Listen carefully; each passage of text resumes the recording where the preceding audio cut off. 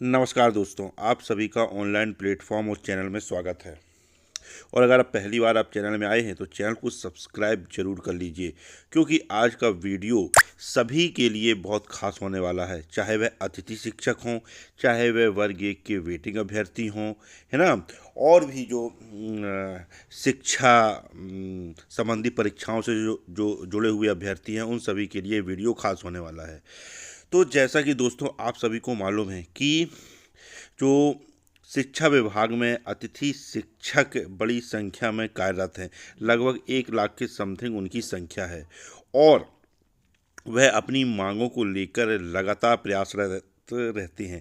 इसके पहले उन्होंने 2 बड़े आंदोलन भी किए, और इसके बाद वह पूर्व मुख्यमंत्री से भी मिलते रहते हैं, शिवराज सिंह चौहान से, जिन्होंने उनके लिए घोषणाएं की थी, है ना, अतिथि शिक्षक महापंचायत में, है ना। और इसको लेकर उन घोषणाओं को लेकर वह लगातार पूर्व मुख्यमंत्री से भी मिलते रहते हैं, और वर्तमान मुख्यमंत्री से भी मिलते रहते हैं, और शिक्षा मंत्री से भी मिलते रहते हैं।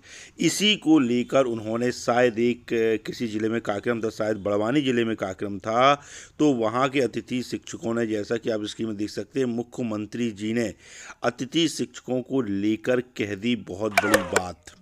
अब वो बात क्या है, इस वीडियो के माध्यम से मैं आपको बताने वाला हूँ, है ना। तो आप देख सकते हैं जैसा कि स्क्रीन में कि शायद बड़वानी जिले में कार्यक्रम था, वहाँ पर अतिथि शिक्षकों ने मुख्यमंत्री जी को सीधे रोककर अपने नियमितीकरण को लेकर बात रखी और ज्ञापन भी दिया।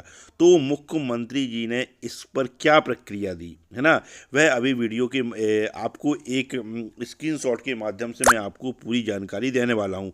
तो आप देख सकते हैं कि जो अतिथि शिक्षक है वह अपने अधिकारों के लिए कितना सजग है, और कितने, यानी उसने 2 बड़े आंदोलन भी कर दिए और फिर भी वह अपने अधिकारों के लिए बिल्कुल प्रयासरत है। तो और एक तरफ, तो ये तो हो गए अतिथि शिक्षकों की बात, और एक तरफ वेटिंग शिक्षक हैं जो लगातार आंदोलन के माध्यम से भी सरकार को जगाने का प्रयास कर रहे हैं, क्योंकि जो वेटिंग शिक्षक हैं, है ना, उनकी मांग तो बिल्कुल जायज़ मांग है, क्योंकि उन्होंने 2 एग्ज़ाम पास किए हैं, पात्रता परीक्षा, उसके बाद चयन परीक्षा पास की है ना। और क्योंकि जो संविधान में ये कहा गया है कि अगर आपको लोक सेवक बनना है तो आपको प्रतियोगी परीक्षा देना पड़ेगा। तो जो वेटिंग अभ्यर्थी हैं वो तो पूरी योग्यता को उन्होंने साबित किया है अपनी, उन्होंने पात्रता परीक्षा दी है, चयन परीक्षा दी है, फिर भी उनके लिए पद नहीं है। तो अब मैं आपको ये बताने वाला हूँ, आप देखिए कि किस प्रकार एक अतिथि शिक्षक ने बताया कि मुख्यमंत्री जी ने, जब मुख्यमंत्री जी से वो मिले तो मुख्यमंत्री जी ने उनके लिए क्या कहा, तो आप देख सकते हैं। तो उन्होंने कहा, एक अतिथि शिक्षक ने, कि आज का ज्ञापन का कार्यक्रम सफल रहा। सीएम साहब ने हमारी बातों को बड़े ध्यानपूर्वक सुना और कहा, अभी हाल ही में मैंने तुम्हारी एक मांग को पूरा किया है। यानी कौन सी मांग, जो पूर्व मुख्यमंत्री शिवराज सिंह चौहान घोषणा कर गए थे महापंचायत में, पूरा किया है। संविदा शिक्षक भर्ती में 50% पद अतिथि शिक्षक से भरे जाएं, और ये आपकी मांग पूरी कर दी गई है, और आपकी आगे की मांगों पर हमारा मंथन चल रहा है।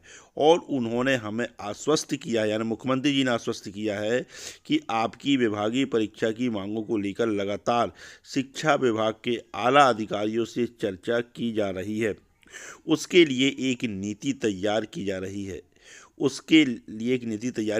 है, आप अतिथि शिक्षक जरा धैर्य रखें, जल्द ही परिणाम आपके पक्ष में सार्थक आएंगे।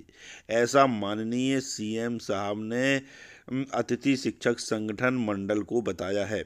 इस हेतु माननीय मुख्यमंत्री मोहन यादव सर का हम बहुत बहुत धन्यवाद करते हैं, और आशा करते हैं कि वह हमारे अतिथि शिक्षक संगठन के नियमितीकरण की मांगों को लेकर शिक्षा विभाग के आला अधिकारियों से मिलकर जल्द ही इसे पूरा करने का प्रयास करेंगे। जय अतिथि शिक्षक।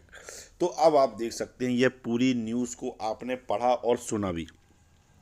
तो अब देखिए, जो सीएम साहब कह रहे हैं कि हमने जो आपकी जो घोषणाएं की थी पूर्व मुख्यमंत्री जी ने महापंचायत में, है ना, उनमें से एक मांग को, मतलब दो मांग, एक तो उन्होंने वेतन डबल किया था, वो मांग पूरी हो गई, और दूसरा उनकी जो मांग है 50% आरक्षण की, वो भी उन्होंने पूरा कर दिया। लेकिन जो शिक्षाविद हैं वो क्या कह रहे हैं, जो शिक्षा जगत के जानकार हैं वो यही कह रहे हैं कि सबसे पहले तो अतिथि शिक्षा व्यवस्था ही, मध्य प्रदेश की शिक्षा व्यवस्था जो इतनी दयनीय है, उसके पीछे सबसे बड़ा कारण अतिथि शिक्षक व्यवस्था है।